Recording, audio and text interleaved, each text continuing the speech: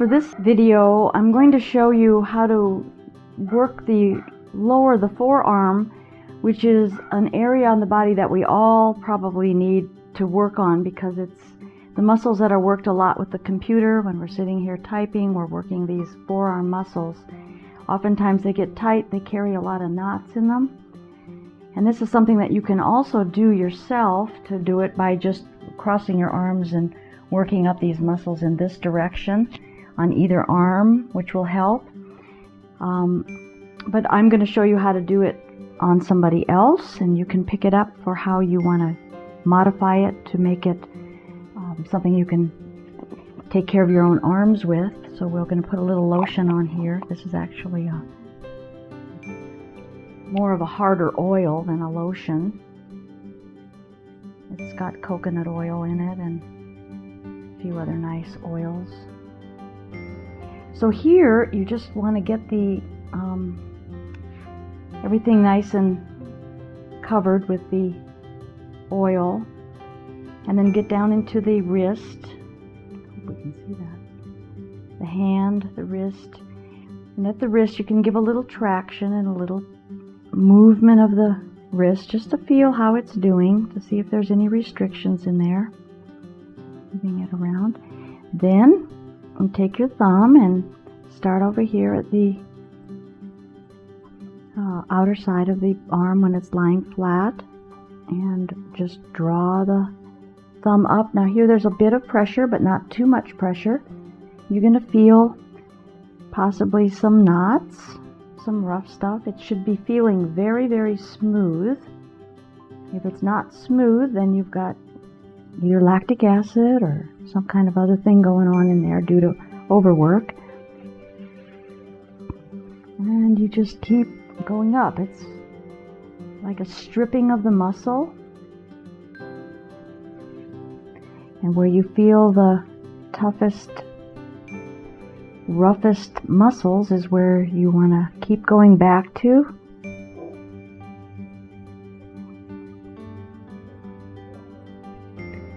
Just gliding it up. Now this is kind of hard to do. Some of this is a little hard to do to yourself, but you can modify it. A lot of the tension is always going to be found a little closer into the elbow. Working that, those muscles will turn the arm here.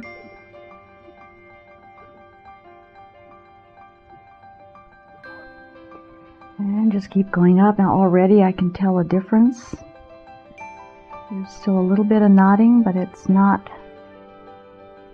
as hard as it was to begin with. She's got a bit of tension right through here. And again, this is not with a lot of hard pressure.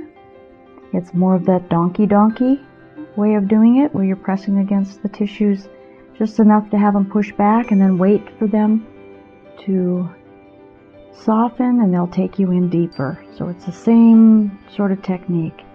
And you can always keep checking range of motion on. There's two bones down here that flip over each other, the radial and the ulna.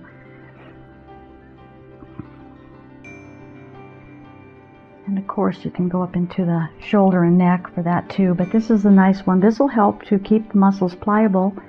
Oftentimes will help some of the carpal tunnel symptoms, to keep these muscles nice and stripped of toxins and lactic acid and knots. Okay, and arm 2, we're going to do the same thing. I'm going to also show you on this one how to go up into the shoulder, since it's a little easier to see.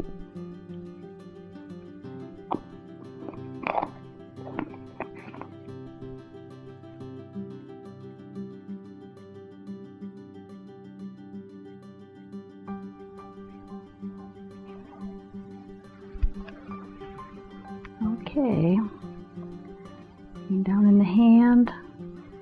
Because it's this side, I'm going to go a little bit more into the work, a little more, by showing you the hand, pulling the fingers and giving them a little traction, letting them line with the wrist and all those bones, and some space between them, and the wrist. Take the wrist in a different range of motion.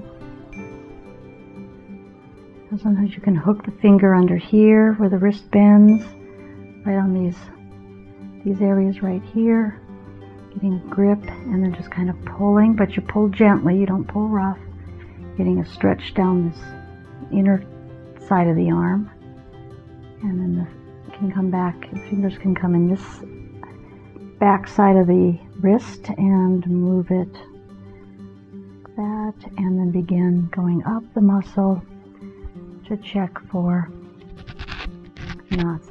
Now this being her left arm, she doesn't use this arm in the same way as the other one, and this doesn't have nearly as many knots in it as the right arm did. So clearly she does more stuff with her right hand that requires more demand on the muscle.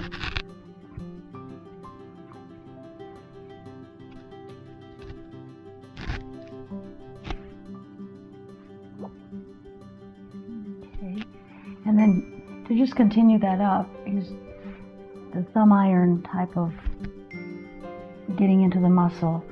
This is not necessarily for anything but to get blood flowing through, checking for knots. And then to just show you, because I know the shoulders up in here get pretty tight with computer work. So this is the face-up way of getting along that scapula.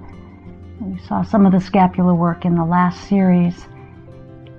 So this is getting under that scapula and also pulling it and moving that shoulder and some different range of motion.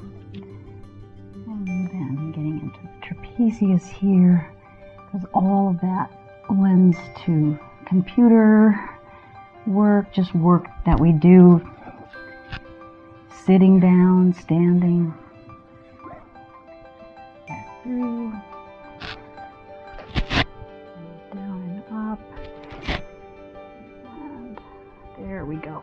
So you can do this part to yourself, the lower part of your arm. Just work it up in this direction until the knots are there, and then rotate your wrists however you can rotate them, just giving some good range of motion in them. Okay, there we go. Thank you for sharing. Thank you for subscribing. And I think there's a little bell up there that you can hit that you'll get a notification every time we post. So if you want to, you can hit that too. But thank you so much for your support. I really appreciate it.